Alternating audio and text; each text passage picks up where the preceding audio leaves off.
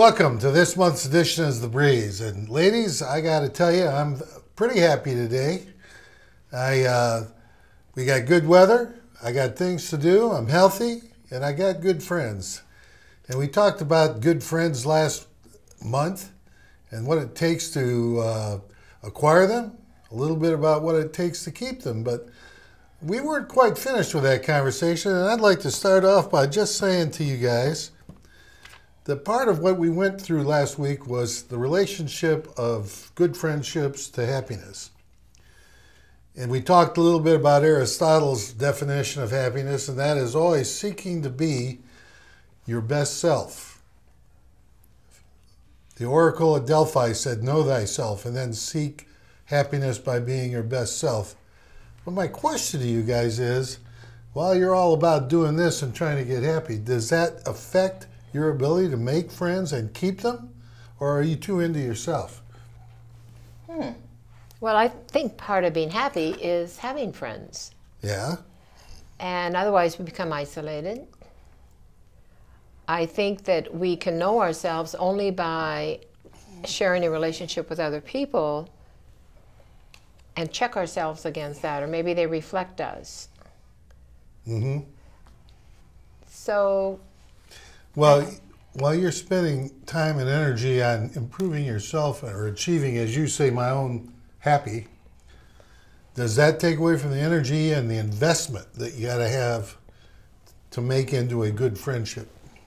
Well, you know, just the other day, you talked my road dog, and I know you had asked me what that meant.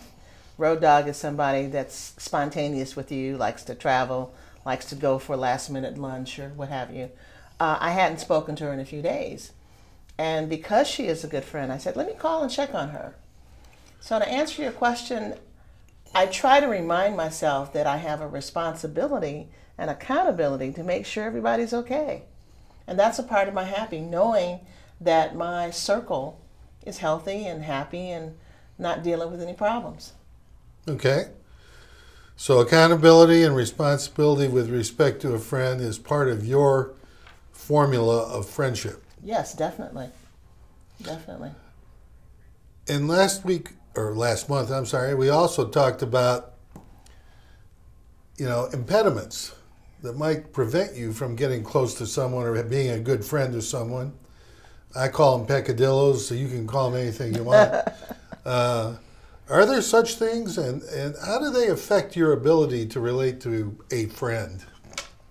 Well, I think that we develop a read on people as we get older. Mm-hmm. And I think we also develop a sense of what kind of a friend do we want. Is it somebody to run around with? Is it somebody to share with? Is it somebody to do things with? Because they all have different kind of levels and values. So are you saying that you evaluate them before you let them in, or is this something that naturally happens? Oh, that's a good question, Tina. I think that I am alert to picking up on some of the vibes maybe, or trying to decide how many friends can one manage. I don't need as many now as I did when I was a kid or growing up or even in my work life. So I want to give everybody a fair chance. Everybody doesn't want to be my friend. I certainly don't want to imply that. But I'm always open to meeting new people that could become a friend somewhere along that line of importance and purpose. How about you, Tina? Well, how about you? You've been asking the questions. Let's hear your answers. I think some of it evolves naturally.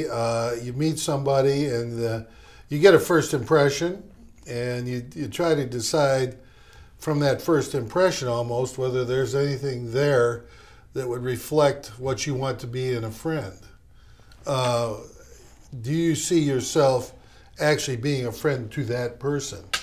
Or is that person so into themselves or into their career or just not interested in you? You can pick up on that pretty easily, can't you? Yeah, but it almost sounds like the two of you are almost doing a quick mini evaluation before you let them in. Now for me, there's something around me or whatever that invites you into my spirit. Mm-hmm. And the thing is, it may be conscious or it may be subconscious. Mm-hmm. Or maybe unconscious. I don't know how you live your life. But You know, but the thing is that yes, you have a responsibility to the friends that you have, but there might be something unique or a vibe, as you said, you get from that person that makes you kind of say, maybe I want to have a conversation with that person. That's not necessarily meaning that I want them to become a friend, but in a social avenue, there might be a business connection. It might be a lifestyle connection. You just never know. Maybe I'll take their card and I'll make a little note on the back of the card the date I met them. You know. really, you take it that Oh, yeah, far? I do. If I've gotten somebody's card, then I write the date that I met them and where. Because I want to be able to go back and say, oh, yeah, I wanted to talk to her about, fashion. Or I wanted to talk to her about doing a wine tasting or whatever. So, I do try to, capitalize on those connections that I somehow let into my spirit. Okay. It almost sounds, Margie, and I know you're the least judgmental person I know. Is that good or bad? That's absolutely good. But it sounds like we're being a little judgmental when we get accused of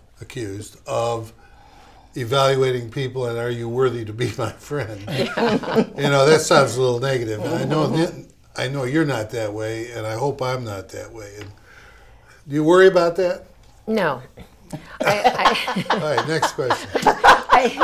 I find though, as I'm listening to you two, that my role right now is not so much seeking or trying to be somebody's friend, but trying to be a resource for them.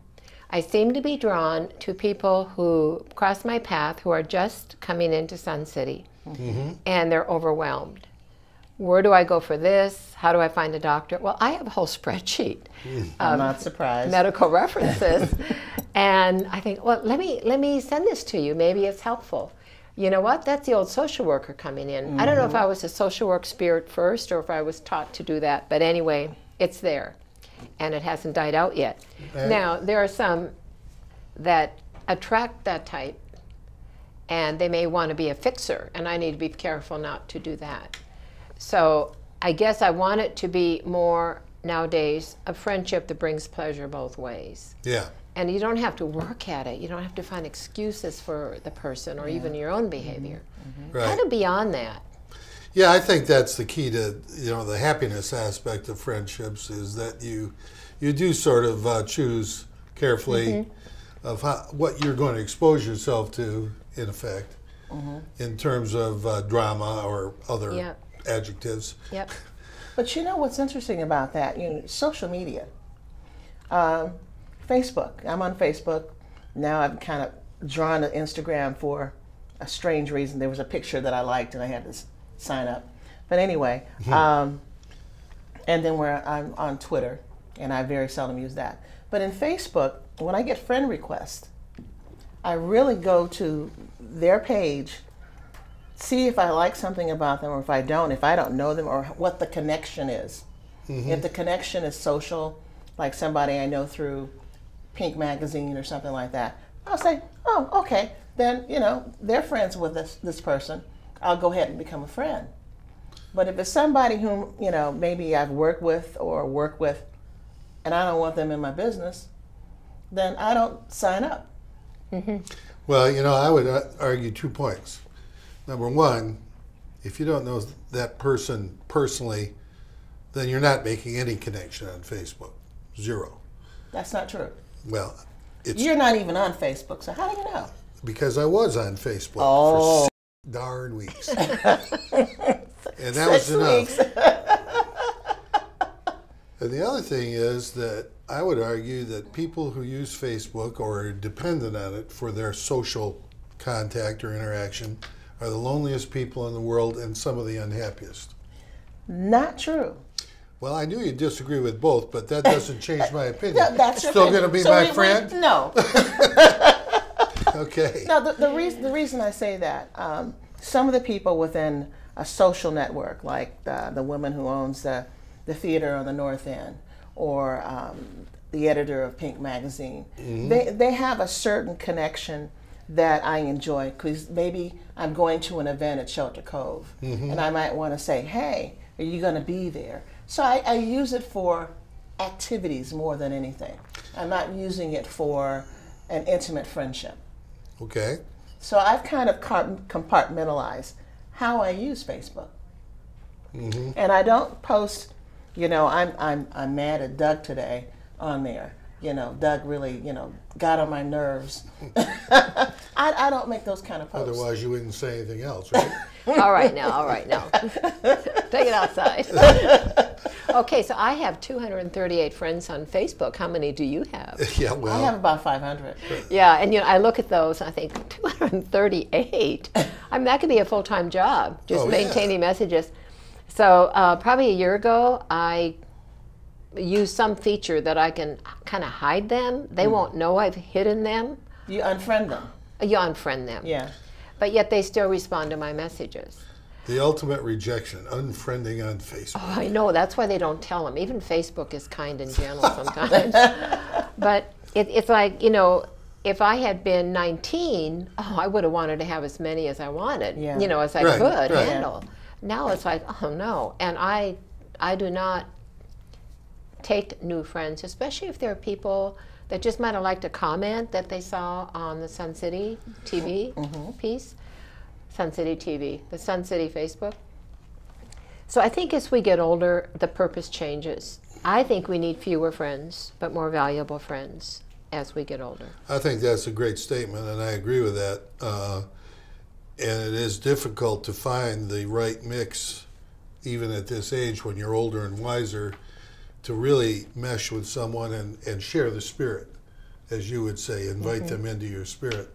Hi, I'm here with my fellow Breeze panelists, Margie and Tina, outside Purrisburg building, where we are going to attempt to talk to residents about the impact of having good friendships on their happiness and how they might define friendship.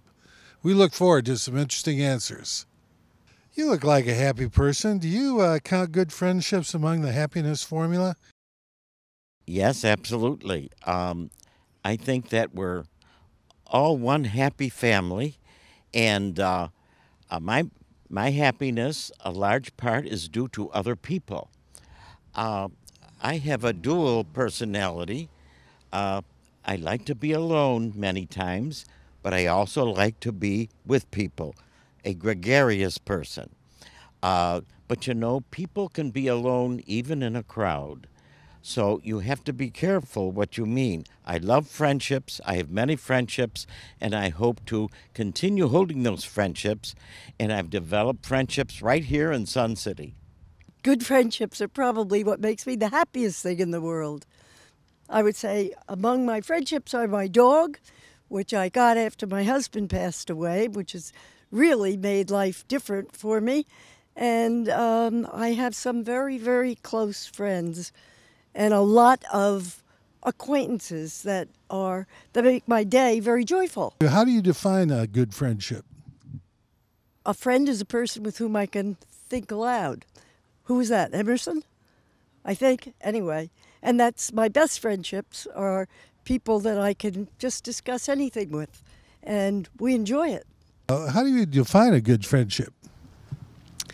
Mutual respect, mutual trust, honesty, having things in common, being able to laugh at yourself, at each other, with each other.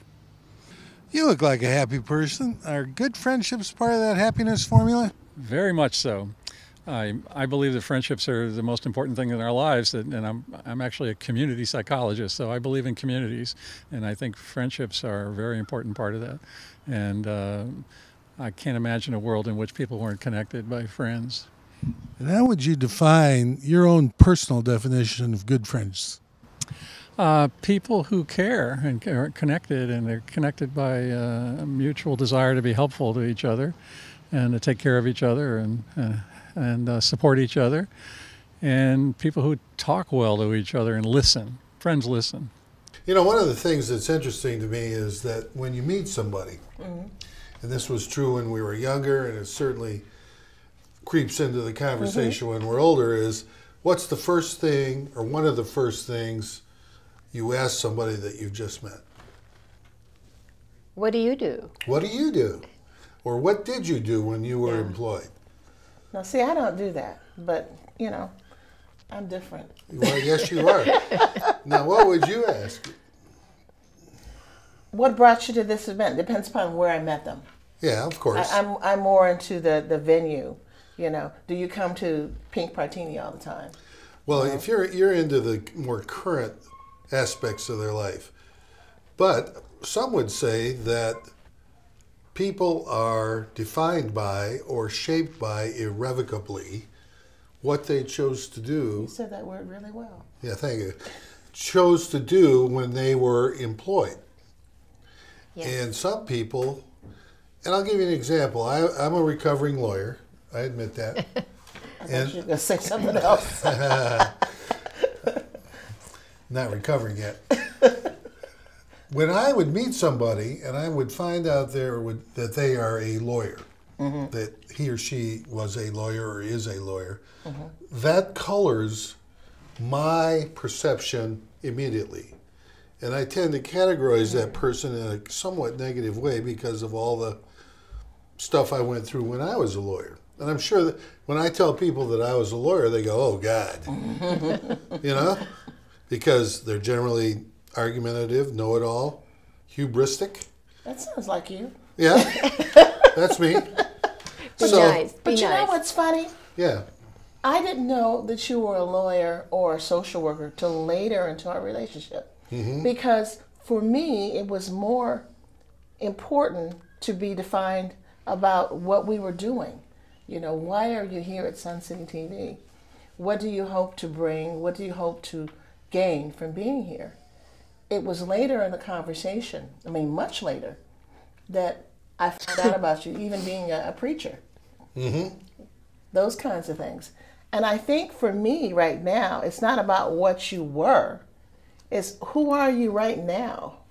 And obviously those things have embraced your life and it helps mold you to the person you've become now. But for me, it's important to know about what is Doug doing now? Well, yeah, but what I'm doing now may be irrevocably shaped by what I was and how I looked at myself when I was that. What do you think about Yeah. that? I think in our age bracket, who probably stayed in a profession the whole time or did this kind of work for the whole time, it really became part of our identity. You know, that's where we spent a good part of our life. Now when we're not doing that anymore, what do we do with all that energy? What do we do with all that, who am I? I no longer. Now I choose to pick up some volunteer projects that help me in continuing that. But I also find that I want some different friends now. I don't want somebody to, you know, that I would... You don't want to talk shop. There are people that on my block, they don't have an idea what I did before I came here. Right. It doesn't matter anymore. Yeah. But if it doesn't matter to people, and if it matters to you, then you're carrying around this, oh, I want to tell them, I want to, you know, this is who I am. I want to let you know that you should respect, perhaps even admire, me because of who I was or what I did, or if I'm still working. A lot of people still working. Yeah, true. What I do is important, and you should know that. But you know, if you have a good sense of your own identity, if you know thyself, then I don't think you need that little wraparound patina of career. Absolutely, because for me, to recall that you were an attorney and everything else, for you, that's important. And that's something you work very hard at, social working. I was a former mortgage banker. But right now, I think in conversation, it's important to know what you're doing now and how it relates to now. But perhaps knowing those things, I can recall or ask you about something pertinent to what you've done before. But what I've been finding from some people, their ego is so big from what they were former life that it's obstructive. You know, when you come and you're a volunteer now, I'm going to run the show because I was the CEO and blah, blah, blah, blah, blah, blah. Right, you run and into there's a lot of that. Yeah. You know, hold it, put it in a box, contain it, and understand now you're sharing your life with a number of people who were also very successful. Well, I think I would throw that in the box of things that you can't surmount. If that person is so tied up, their identity is so defined by their position in life, prior or current, then really that person doesn't have much to offer you.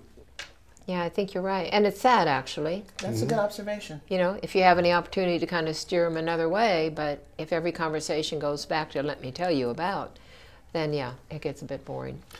I got it. Well, our friend Larry Killcock is with us today, and he has a few thoughts on career and certainly had some ups and downs in his. Larry?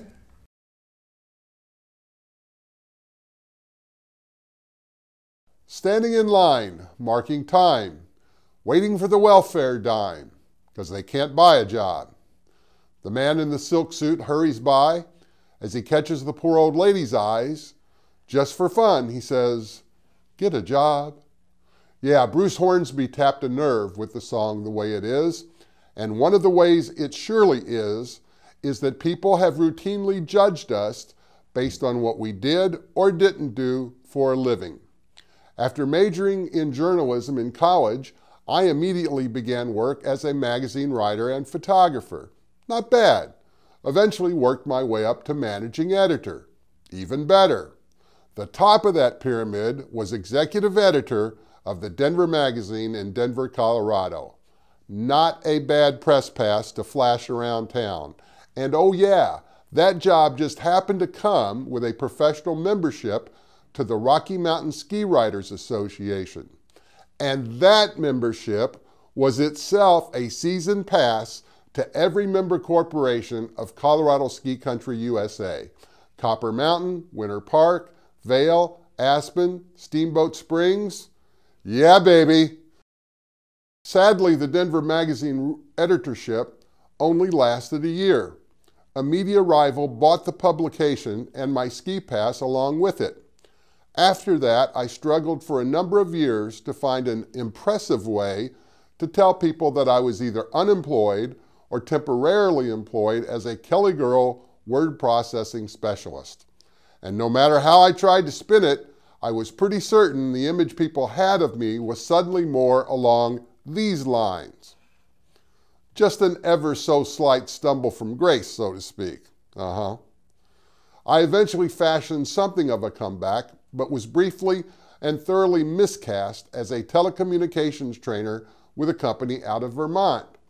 And despite the fact that I had no prior telecommunications experience, that job took me on assignment all over the United States. But I can to this day describe the 4 steps of how to digitize an analog voice telephony call and provision it as a 24-channel T1 multiplex signal on 2 pair of twisted wire copper. And I can further assure you that if you are an insomniac, there is simply no better cure for what ails you. There can be no doubt, however, that my current career is the one I cherish most. I am retired, and the governments of Colorado and these United States pay me just under $2,000 a month to provide this most crucial service to mankind. But not content to rest on these laurels alone, the second career of which I am most chest-bustingly proud is the one I have right here. Scriptwriter and video editor at Sun City Television. Here, I design and edit show openings like the one you see behind me, as well as other special effects and graphics. I'm really proud of this little fella. Okay, that's enough. Hey, knock it off. So, I'm Larry Killcock, hoping your career was everything you wanted it to be and that you got the recognition you deserved. Or if not, that simply living well is your best revenge served perfectly chilled. All right, thanks, Larry. And Margie, Tina, how would you sum up your thoughts for today? Oh, wow. I feel we were just getting going, so maybe we'll revisit this another time. Hope to hear from you. I hope to have some of you out there in my spirit. I enjoy life, and I'm sure you do too. And I'm just grumpy old Doug that is going to throw cold water on everything Tina and Margie say. But we hope you'll join us next month as we again shoot the breeze.